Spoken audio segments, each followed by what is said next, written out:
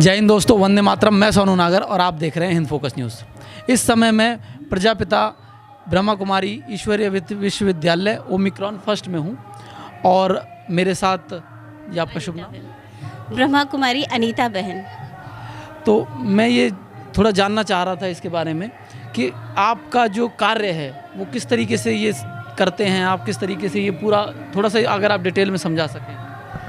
ये प्रजापिता ब्रह्मा कुमारी ईश्वरीय विश्वविद्यालय अंतर्राष्ट्रीय आध्यात्मिक संगठन है जो गैर सहकारी उसके ऊपर कार्य भी करता है, सदस्य के रूप में है राष्ट्रीय सोवियत संघ के। उसमें ये ईश्वरीय विश्वविद्यालय हमें दैवी गुणों को जीवन में धारण करने की शिक्षा देता है, जहां हम देखते हैं कि समाज में चरित्र की हीनता सबसे ज़्यादा है। आज गरीबी अगर है तो धन की गरीबी कम है, लेकिन चरित्र की ज़्यादा है। इस ईश्वरीय विश्वविद्यालय में जो हम सीखते हैं वो अपने चरित्र उत्थान कैसे करें वो सीखते हैं, और उसके लिए जो सबसे हमारा जो लक्ष्य है वो है स्व परिवर्तन से विश्व का परिवर्तन। हम सब अपने आप पर फोकस करते हैं। परमात्मा इस ईश्वरीय विश्वविद्यालय में हमें अपने ऊपर फोकस करने की शिक्षा देते हैं। तो यहाँ हम अपने को देखते हैं और स्व परिवर्तन कर दूसरों फिर विश्व परिवर्तन करते हैं। लेकिन परिवर्तन के लिए शक्ति चाहिए होती है, और वो शक्ति है महसूसता की शक्ति कि मैं कहाँ गलत हूँ। तो परमात्मा हमें यहाँ सहज ज्ञान व राजयोग की शिक्षा देते हैं, जिसमें स्व का ज्ञान, परमात्मा का ज्ञान, कार्मिक फिलोसफी, ये सारी चीज़ें हम सीखते हैं, जिससे हम अपने मन को मैनेज कर पाते हैं। जब हम मन को मैनेज करते हैं तो हम जीवन के उतार चढ़ाव को बहुत इजीली क्रॉस कर लेते हैं और हमारे आंतरिक गुण वो बाहर निकल कर के आते हैं। परमात्मा को याद करने से हम अपने आंतरिक गुणों का विकास करते हैं, आंतरिक शक्तियों का विकास करते हैं, जिससे जो हम चाहते हैं वो कर पाते हैं। क्योंकि आज देखा जाता है, लोग कहते हैं करना तो हम भी चाहते हैं, समझते तो हम भी हैं कि ये करना चाहिए और ये नहीं करना चाहिए, लेकिन क्या करें, जो चाहते हैं वो होता नहीं है और जो नहीं चाहते हैं वो अपने आप हो जाता है। माना शक्तियाँ काम तो कर रही हैं लेकिन राइट वे में नहीं कर रही हैं। तो जब हम परमात्मा पिता जो ज्ञान देते हैं, जब उस ज्ञान को हम अपने जीवन में धारण करते हैं, तब हमारी शक्तियाँ सही दिशा में कार्य करती हैं। जो संकल्प हम करते हैं उस संकल्प में इतनी दृढ़ता होती है कि हम उसे कर पाते हैं। और इस प्रजापिता ब्रह्मा कुमारी ईश्वरीय विश्वविद्यालय में आने वाले सभी भाई बहनें होते हैं। ये एक ईश्वरीय परिवार है, और परिवार में जब भाई बहनें आते हैं तो सभी मिलजुल कर कार्य भी करते हैं।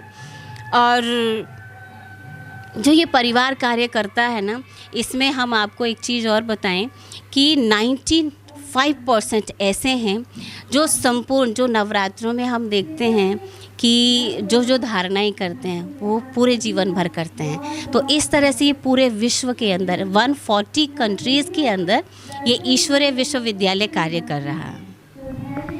तो मेरा एक सवाल और रहेगा आपसे कि जो आश्रम है और ये जिस तरीके से कार्य करता है, ये आपका विद्यालय जो कार्य करता है, एनजीओ है, तो औरों से क्या डिफरेंस है, थोड़ा सा इस पे। सबसे बड़ी बात इस ईश्वरीय विश्वविद्यालय की कि इसका जो संस्थापक है वो स्वयं परमपिता परमात्मा शिव है, जो कि निराकार ज्योति स्वरूप है। इसे चलाने वाला, इसे स्थापन करने वाला स्वयं परमात्मा है, कोई मनुष्य नहीं है। आप जो देख रहे हैं प्रजापिता ब्रह्मा, ये निमित्त जरूर बने हैं, लेकिन ये स्थापन करता नहीं है, ये चलाने वाले नहीं हैं। लेकिन प्रजापिता ब्रह्मा के तन के द्वारा वो निराकार ज्योति बिंदु शिव पिता परमात्मा, जिनको हम भक्ति में शिवलिंग के रूप में देखते हैं, वो परमात्मा पिता करते हैं। दूसरी सबसे बड़ी बात, सबसे डिफरेंट, कि इस ईश्वरीय विश्वविद्यालय को अब चलाने के जो भी निमित्त हैं वो बहनें हैं। ये पूरे विश्व में एक ऐसी संस्था है कि जहाँ भी जितने भी इसके सेंटर्स हैं पूरे विश्व में 4500 के अबव, सब जगह जो बहनें ही इसे रन करती हैं। कोई भाई सहयोगी हैं, लेकिन चलाने वाली सबका हैंड जो है वो बहनों के हाथ में ही है। तो ये सबसे बड़ी संस्था है जिसे महिला चलाती है। ये दूसरा, यहाँ पर जो भी कार्य होता है हम कभी भी किसी से चंदा या वो इकट्ठा नहीं करते हैं। ये परिवार है, जैसा कि मैंने पहले आपको बताया, ये ईश्वरीय परिवार है। तो परिवार में कोई भी कार्य होता तो सभी मिलजुल करके करते हैं ना। तो इस ईश्वरीय परिवार में आने वाले भी जो भाई बहनें हैं वो सब अपना, कोई तन लगाता है, कोई मन लगाता है, कोई धन लगाता है, और इसी तरह सभी अपने तन मन धन से इस ईश्वरीय विश्वविद्यालय को चलाते हैं। ये सबसे बड़ी बात है। तो आपका कहना है कि इसको, जैसे कि आप बता रही हैं कि मातृशक्ति चलाती है, इसलिए डिफरेंट है। और एक और जो मतलब ऐसी चीज़ें जो आती हैं सामने, कि जब आप बताती हैं कि इन जो परमपिता ब्रह्मा जी जो हैं, प्रजापिता ब्रह्मा जी जो हैं, वो उनका सिर्फ शरीर था और जो उनको चेतना आई, मतलब इस तरीके से आप कहना चाह रही हैं ना कि प्रजापिता ब्रह्मा जो थे, इनका लौकिक नाम जो था दादा लेखराज। ये अपने समय के प्रतिष्ठित जौहरी थे। पूरे उस समय के अपने जितने भी राज परिवार थे, चाहे वो उदयपुर, बीकानेर, अजमेर, नेपाल, जितने भी राजकीय परिवार थे, उन सब में इनके हाथ के द्वारा बनी हुई ज्वेलरी जाती थी। अपने समय के ये हीरे की जो एसोसिएशन थी, उनका मेन थे। तो ये तो अपने परिवार में थे, एक गृहस्थी थे, इनकी फैमिली थी, लेकिन एक ऐसे अद्वितीय व्यक्तित्व था इनका कि चाहे गरीब से गरीब, चाहे वो राजाई फैमिली, हर एक उनका इतना सम्मान करते थे। कई बार कई व्यक्ति बहुत अच्छे होते हैं, लेकिन फिर भी एक या दो ऐसा कोई निकल आता है जो उनको क्रिटिसाइज़ करता हो। लेकिन प्रजापिता ब्रह्मा अपने पहले वाले जीवन में जब दादा लेखराज के रूप में थे, उनके ऊपर उंगली उठाने वाला ना कोई गरीब से गरीब था, ना अमीर से अमीर था। एक ऐसे व्यक्तित्व के धनी थे। लेकिन जो कई बातें प्रजापिता ब्रह्मा के बारे में लोग सुनते हैं या ब्रह्मा कुमारीज के बारे में करते हैं, जब प्रजापिता ब्रह्मा बने, कब बने? जब शिव पिता ने इनके अंदर पर काया प्रवेश किया। वो 1936 सिंध, हैदराबाद, नाउ इन पाकिस्तान। उस समय पाकिस्तान था नहीं था, क्योंकि एक ही भारत था 1936 में। लेकिन जब परमात्मा ने इनके तन में प्रवेश किया, उसके बाद इन्हें कर्तव्यवाचक नाम दिया प्रजापिता ब्रह्मा। प्रजा कौन है? हम और आप। तो हमारा पिता हमारे जैसा ही चाहिए ना। जो हम शास्त्रों में ब्रह्मा जी को देखते हैं, उनके 4 मुख, 4 हाथ देखते हैं, लेकिन वास्तव में प्रैक्टिकल वे में देखा जाए, ऐसे 4 हाथ वाले, 4 मुख वाले जो ये दिखाए हैं, ये इसमें आध्यात्मिकता है कि परमात्मा पिता जो कि निराकार ज्योति स्वरूप है, उन्होंने जब इनके तन में प्रवेश किया, जो ज्ञान दिया वो चारों दिशाओं में फैला। उन 4 दिशाओं की निशानी 4 मुख दिखाए। उनका एक हाथ ब्रह्मा जी का वरद हस्त दिखाते हैं। तो परमात्मा कृपा ऐसे नहीं करता कि मैं हाथ जोड़ करके बैठूं, हे भगवान, हे भगवान, भगवान जी ऐसे करके कहे जाओ तथास्तु। कृपा का सही वास्तव में अर्थ है कर और पा। तो परमात्मा हमें कर्मों की सही विधि का ज्ञान देते हैं। उस ज्ञान को जब हम प्रैक्टिकल अपने जीवन में लेकर के आते हैं, तब हमारे जीवन में प्राप्तियां होती हैं, करते हैं और पाते हैं।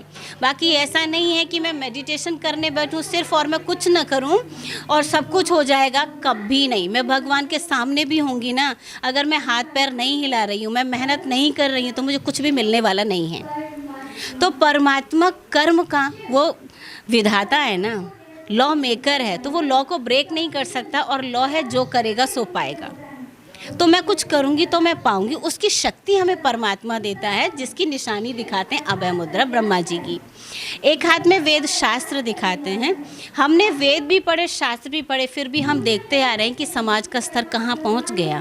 कि उन वेदों में जो आध्यात्मिकता हमारे जीवन के लिए भरी हुई थी, वो हमें कभी किसी ने समझा नहीं।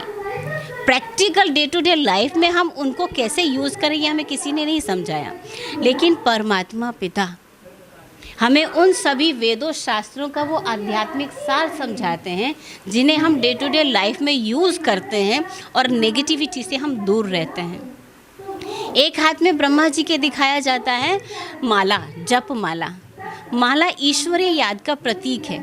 परमात्मा हमें कर्म सन्यासी नहीं बनाता कि आप कर्म नहीं करो, सिर्फ आप तपस्या करो और मैं तुम्हारा सब कुछ करूँगा, बिल्कुल नहीं।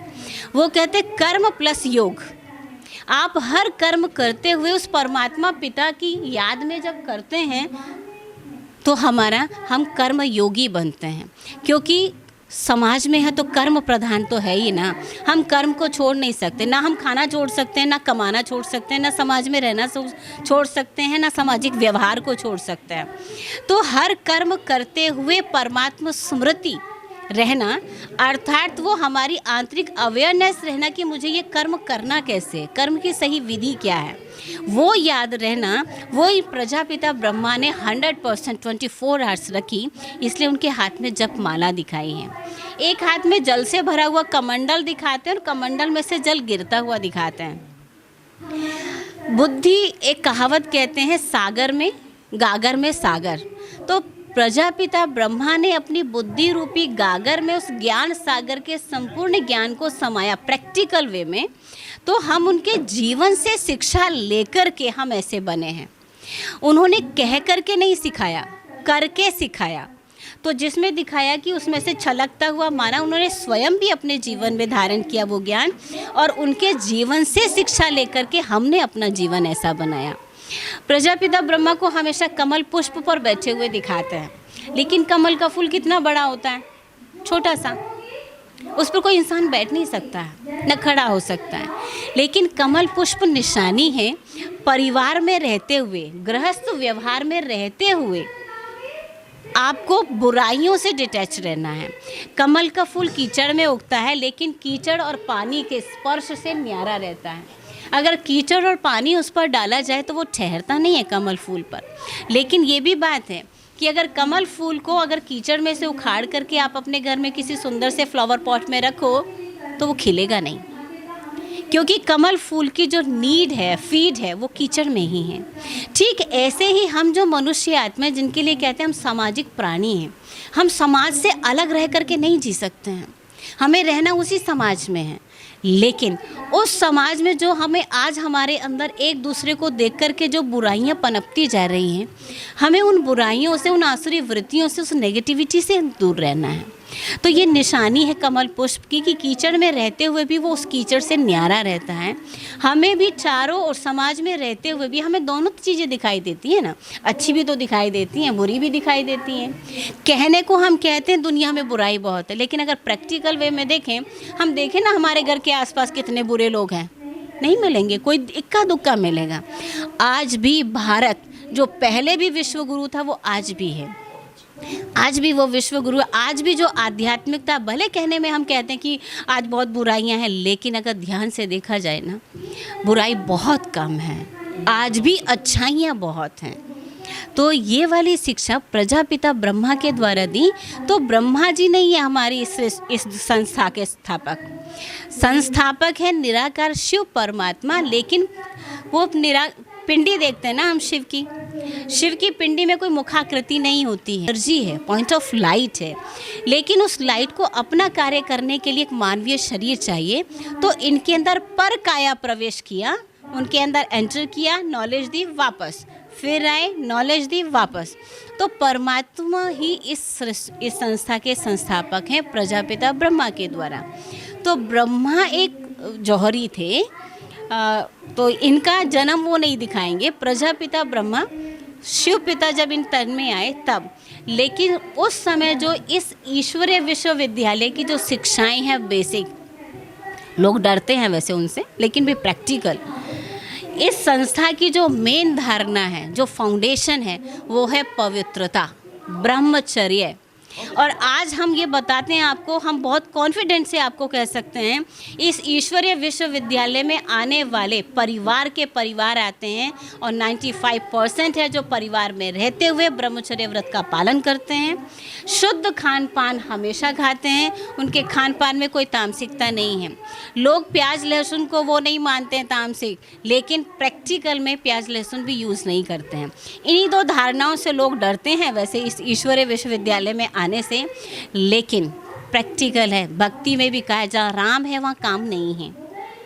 और जहाँ अन्न को शुद्ध की बात करते हैं, जैसा अन्न वैसा मन। तो शुद्ध अन्न हमारे मन को शुद्ध करेगा, और मन की शुद्धि जब होगी तभी तो मन परमात्मा में लगेगा ना, तभी हम अपनी आंतरिक शक्तियों को जागृत कर पाते हैं, और जो चाहे सो कर सकता है। मैं एक बार ये देखना पूछा था आपसे, ये आपने लक्ष्मी और नारायण की फोटो लगाई हुई है, ये किस लिए है, क्या दर्शाता है? ये श्री लक्ष्मी श्री नारायण सतयुग की सृष्टि, आने वाली सतयुग की सृष्टि के विश्व महाराजन, विश्व महाराज हैं। जैसे किसी एक बच्चे का लक्ष्य होता है, जब वो पढ़ता है तो अपना एक एम रखता है कि मुझे इंजीनियर बनना है, मुझे प्रोफेसर बनना है, मुझे ये बनना है। इस ईश्वरीय विश्वविद्यालय में जो शिक्षा दी जाती है वो है इनके जैसे दैवी गुणों को हमें अपने जीवन में धारण करना। हम जब भी इनको देखते हैं तो हमारे मन में एक श्रद्धा भाव होता है और हमारा सिर अपने आप झुक जाता है। इन्हें देखने मात्र से हमें आंतरिक सुख और शांति की अनुभूति होती है। तो परमात्मा कहते हैं कि ऐसे ही गुणों को हम अगर अपने जीवन में धारण करें तो हमसे भी तो दूसरों को सुख मिलेगा ना।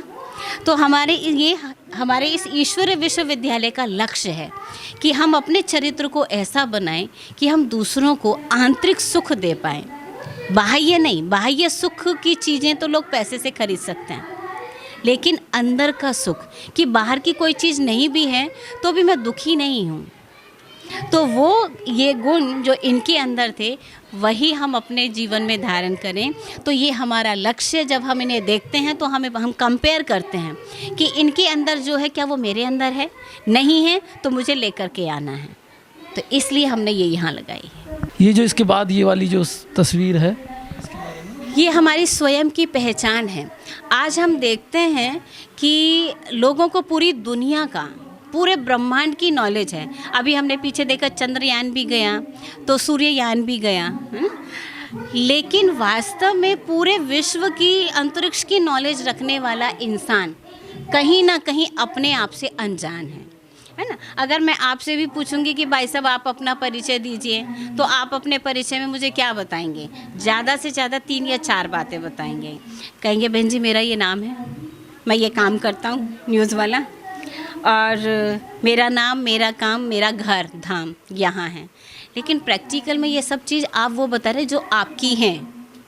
मेरा नाम, मैं कहती हूँ ये मेरा रुमाल है, मेरा है अब ना। परिचय मेरा है तो परिचय आप मेरा पूछेंगे तो मैं अपना ही तो बताऊंगा। हाँ, तो एक है ना, आप अगर मेरे से पूछते हैं कि बहन जी आप अपने बारे में परिचय दो, और मैं आपको कहती हूँ कि भैया ये ओमिक्रॉन फर्स्ट में ये जो है ना, ये हमारा सेंटर है और इसमें इतने कमरे हैं, इतना ये है और इसका रेंट इतना ज़्यादा है, इसका ओनर वहाँ रहता है, तो क्या ये मेरा परिचय हुआ? आप कहते हो नहीं बहन जी घर के बारे में नहीं बताओ, आप अपने बारे में बताओ। फिर मैं आपको कहती हूँ कि भैया ये फ्लावर पॉट इतने का ख़रीदा था, ये एक पिक्चर इतने की है, ये पंखा इतने का ख़रीदा था, ये कर्टन इतने का था। क्या अब मेरा परिचय आया? मैं आपके बारे में पूछ रहा हूँ, है ना। तो आप भी कहेंगे कि बहन जी आप मेरा प्रश्न नहीं समझ रही हैं, आप अपने बारे में बताइए। तो वही तो मैंने भी आपसे पूछा ना। आपने कहा मेरा नाम, मैंने कहा मेरा घर। आपने कहा मेरा काम, तो मैंने कहा मेरी तस्वीर। मेरा माना जो मुझसे अलग है, मैंने कहा आप कौन हैं? आपका क्या है वो नहीं, आपका नाम है, ठीक है, आप कौन है जिसका नाम है? यही परिचय हमें परमात्मा देते, खुद की पहचान, कि जो हमारी नाम हमें माता पिता से मिला, काम हम बड़े हुए हमने सीखा, घर बदल जाता है, आज हम यहाँ हैं कल हम कहीं और होंगे, तो जो चेंजेबल है वो मान्य नहीं होता। आप भी कभी जो फॉर्म भरते हैं तो उसमें 2 एड्रेस होते हैं, एक परमानेंट और एक रेजिडेंशियल। मानते किसको है? मान्य कौन सा होता है? परमानेंट ना। लेकिन ये तो सब चेंज हो रहा है ना। तो हमने जो बताया वो हम नहीं हैं। लेकिन ये जो शरीर है, हम जो परिचय देते हैं हम इसका देते हैं, लेकिन ये शरीर हमारा हड्डी खून मांस का पुतला है। इस हड्डी खून मांस के पुतले के अंदर वो चैतन्य शक्ति प्रवेश करती है, तब हम कहलाते हैं मनुष्य आत्मा, जीवात्मा। इस पर कोई नाम पड़ता है, इसके कोई संबंध होते हैं, इसके थ्रू काम किया जाता है, शरीर के द्वारा काम किया जा रहा है। क्योंकि अगर काम नहीं करेंगे, शरीर मशीनरी है, जाम हो जाएगी। अगर हम काम नहीं करेंगे तो रोजी रोटी सुख सुविधाएं कहाँ से पाएंगे? तो काम शरीर को चलाने के लिए किया जाता है, नाम शरीर को बुलाने के लिए रखा जाता है। लेकिन ना मैं नाम हूँ ना काम, लेकिन इस नाम और काम वाले शरीर को धारण करने वाली मैं वो शक्ति हूँ जिसे कहते हैं हम आत्मा। आध्यात्म में कहते हैं आत्मा और साइंस कहती है एनर्जी। शरीर हमारा 5 तत्वों से मिलकर बनता है, धरती, आकाश, वायु, अग्नि, जल। मैं आत्मा 3 शक्तियों का पुंज हूँ, मन, बुद्धि, संस्कार। मन जिसमें संकल्प उठते हैं, बुद्धि उन संकल्पों को विचार करती है, ठीक है या नहीं है, करूँ या नहीं करूँ। फिर जो डिसीजन लेते हैं, प्रैक्टिकल करते हैं, वो हमारे संस्कार बन जाते हैं। इन्हीं संस्कारों के आधार से हमारा पुनर्जन्म होता है। इन्हीं संस्कारों के आधार पर हमें सुख या दुख मिलता है। इन्हीं संस्कारों के आधार से हमारा शारीरिक का निर्माण होता है। तो ये हम इस शरीर को चलाने वाली वो चैतन्य शक्ति आत्मा है। जैसे गाड़ी को चलाने वाला ड्राइवर है, अगर ड्राइवर ना हो तो गाड़ी चलेगी। लेकिन कितनी भी लॉन्ग ड्राइव हो, ड्राइवर कभी भी ये नहीं समझता कि मैं गाड़ी हूँ, उसे फुल्ली कॉन्शियस है कि मैं चलाने वाला हूँ। लेकिन हम आत्मा जब इस शरीर रूपी गाड़ी में बैठते हैं ना, हम भूल जाते हैं, हम इस गाड़ी को ही खुद मानने लगते हैं। जो तिलक लगाते हैं ना, वो आत्मिक स्मृति की ही निशानी है कि मैं आत्मा हूँ। और आत्मा का स्वधर्म है शांत स्वरूप है, पवित्र स्वरूप है। धर्म का अर्थ हम अब तक लेते थे हिंदू, मुस्लिम, सिख, ईसाई। धर्म का वास्तव में अर्थ होता है धारणाएं, जो हमारे जीवन की जीने की श्रेष्ठ धारणाएं हैं, एक्चुअल में वो धर्म है। हम अपने बड़े बुजुर्गों की सुनते हैं ना, वो कहते थे कि सच बोलना हमारा धर्म है ना, अतिथि देवो भव, ये धर्म है। अगर कोई शत्रु भी शरण में आ जाए, शरणागति की रक्षा करना हमारा धर्म है। अगर कोई शरण में दुश्मन भी आ जाए, वो कहते हैं जी मुझे बचा लो, तो भूल जाते थे कि ये दुश्मन है, इसने हमारे साथ क्या क्या किया। नहीं, अब ये हमारी शरण में है, हमें रक्षा करनी है, ये धर्म था। और उसके लिए अपने खून का कतरा कतरा लोग बहा देते थे, हमारे पूर्वज ऐसे थे। सत्य बोलना धर्म है, चाहे गर्दन कटती है कट जाए, लेकिन झूठ नहीं बोलेंगे, ये धर्म था। लेकिन आज तो ऐसा नहीं है ना। तो वास्तव में जीवन जीने के जो हमारे गुण थे वो धर्म है। हिंदू, मुस्लिम, सिख, ईसाई वास्तव में ये सभ्यताएं हैं, संस्कृतियां हैं जो समय समय पर उत्पन्न हुई हैं। धर्म आत्मा का है, तो हम आत्माओं का जो स्वधर्म है वो है शांति, पवित्रता। अगर मैं आपको कहूँ कि भैया आप अपना धर्म चेंज करेंगे, तो 99% सबकी गर्दन ऐसे ही हिलती है, नहीं। क्योंकि हम सुनते आए हैं ना अपने उसमें कि धरत परिये पर धर्म नहीं छोड़िए, मर जाओ लेकिन धर्म नहीं बदलो। क्यों? धर्म बदलना पाप है। जबकि ये बात 100% राइट है, लेकिन वो शारीरिक धर्म की बात नहीं थी, ये आत्मा के वास्तविक धर्म की बात थी। क्योंकि चाहे वो हिंदू है या मुस्लिम है, सिख है या ईसाई है, प्रत्येक शरीर 5 तत्वों का बना हुआ है और उसके अंदर जो उसे चलाने वाली है वो शक्ति आत्मा है। आत्मा का स्वधर्म है शांति। अब मान लो मेरे को आपने कुछ गलत शब्द बोल दिए, मेरा मन कैसा हो जाएगा? अशांत, डिस्टर्ब, परेशान हो जाएगा। जो शरीर के धर्म बदले जा सकते हैं किसी भी कारण से, या फिर इस जन्म में नहीं तो हो सकता है मैं आत्मा इस शरीर को छोड़ूं, अगला जन्म मेरा किसी मुस्लिम के घर में, सिख के घर में या किसी कहीं हो सकता है, कोई नहीं रोक सकता। लेकिन आत्मा तो किसी भी उसमें जाए ना, तो आत्मा का स्वधर्म तो शांति है।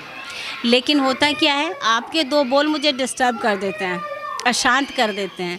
मेरा स्वधर्म तो शांति था ना, लेकिन जैसे ही मैं डिस्टर्ब हुई तो मैंने देह का धर्म अशांति अपनाया, तो धर्म बदल दिया।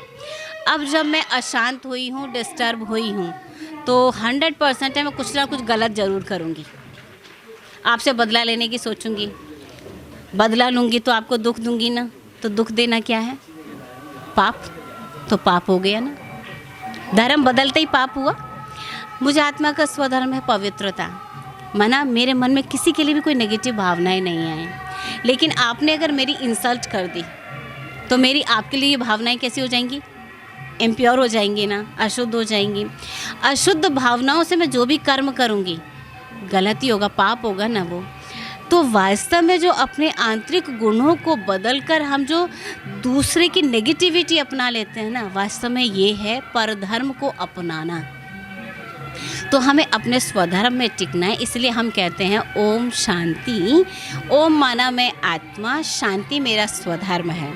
आई एम अ पीसफुल सोल, मैं शांत स्वरूप आत्मा हूँ। तो ये शांति हमारा स्वधर्म है। तो परमात्मा हमें हमारा वास्तविक परिचय देता है जब हम अपनी ओरिजिनल फॉर्म में सेट होते हैं ना, तो हमारे आंतरिक गुण इमर्ज होते हैं जो मुझ आत्मा के हैं। ज्ञान, पवित्रता, शांति, सुख, प्रेम, आनंद और शक्ति, ये हैं। तो परमात्मा हमें इन गुणों को जीवन में लाने की शिक्षा देते हैं। आपका बहुत बहुत धन्यवाद। हमें पूरे विस्तार से ये चर्चा आपने सुनी सभी ने, और मैं चाहूँगा कि आप भी अपने जीवन में ये सोल वाला, पीस ऑफ माइंड वाला जो है वो अपनाएं। ये धर्म बदलने वाली बात नहीं है, लेकिन पीस ऑफ माइंड वाली बात है। तो आपसे बात करके बहुत अच्छा लगा। बहुत बहुत धन्यवाद। जय हिंद, वंदे मातरम।